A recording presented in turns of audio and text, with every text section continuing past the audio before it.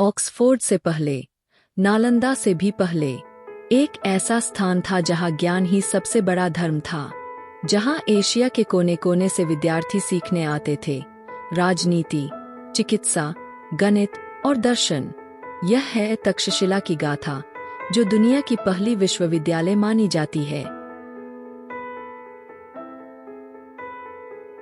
तक्षशिला की स्थापना 6ठी शताब्दी ईसा पूर्व में मानी जाती है, लेकिन कुछ किंवदंतियों के अनुसार इसकी नींव इससे भी पहले भगवान राम के भाई भरत के पुत्र तक्षक द्वारा रखी गई थी। भारत, मध्य एशिया और फारस के बीच स्थित होने के कारण यह शिक्षा और संस्कृति का केंद्र बन गई।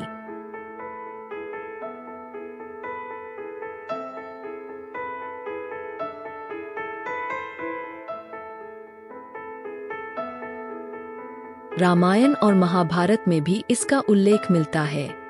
मौर्य साम्राज्य और आकेमेनिड, ईरानी शासन में यह शहर खूब फला फूला। तक्षशिला आधुनिक विश्वविद्यालयों की तरह नहीं थी। यहाँ कोई एक भवन या परिसर नहीं था।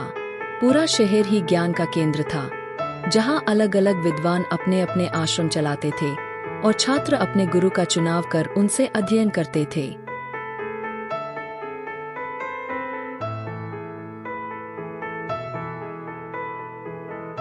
यहाँ एक समय में 10,000 से अधिक विद्यार्थी अध्ययन करते थे। चीन, श्रीलंका, ग्रीस, बाबुल जैसे दूर देशों से भी यहाँ पढ़ाए जाने वाले विषयों की सूची बेहद विस्तृत थी।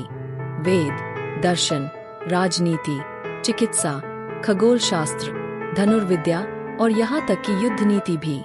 चाणक्य यहीं के महान शिक्षक थे, जिन्होंने अर्थशास्त्र की रचना की और चंद्रगुप्त मौर्य को शिक्षित किया। वहीं पाणिनि ने यही अष्टाध्यायी लिखी, जो आज भी संस्कृत व्याकरण की आधारशिला मानी जाती है।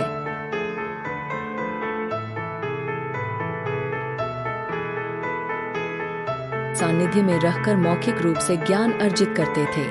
केवल पढ़ाई ही नहीं, नैतिकता, अनुशासन और धर्म की शिक्षा भी दी जाती थी।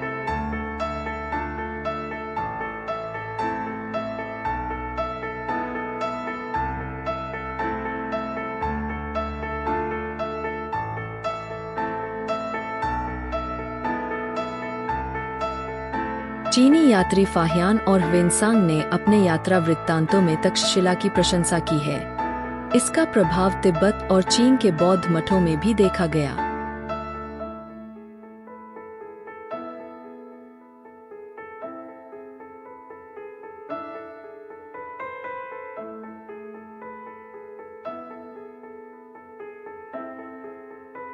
तक्षशिला चिकित्सा और शल्यकला के क्षेत्र में भी अग्रणी था। यहाँ आयुर्वेद, शरीर रचना, औषधि विज्ञान और शल्य चिकित्सा का गहन अध्ययन होता था। सुश्रुत जैसे वैद्य भी इससे जुड़े माने जाते हैं, जिन्होंने शल्य चिकित्सा को विज्ञान का रूप दिया। आक्रमण, सत्ता परिवर्तन और व्यापार मार्गों में बदलाव इसके पतन के कारण बने। 5वीं शताब्दी में हूनों ने आक्रमण कर तक्षशिला को पूरी तरह नष्ट कर दिया।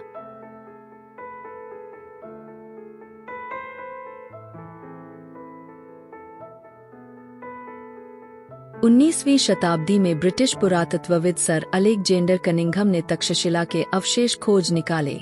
यहाँ से अनेक विहार, मंदिर, सभागार, सिक्के, औजार और शिलालेख मिले।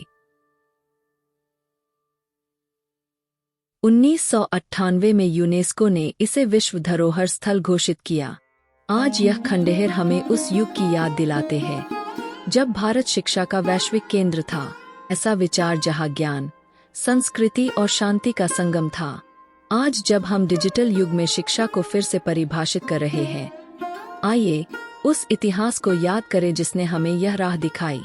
तक्षशिला की ज्योति कभी बुझी नहीं, वह आज भी प्रेरणा देती है।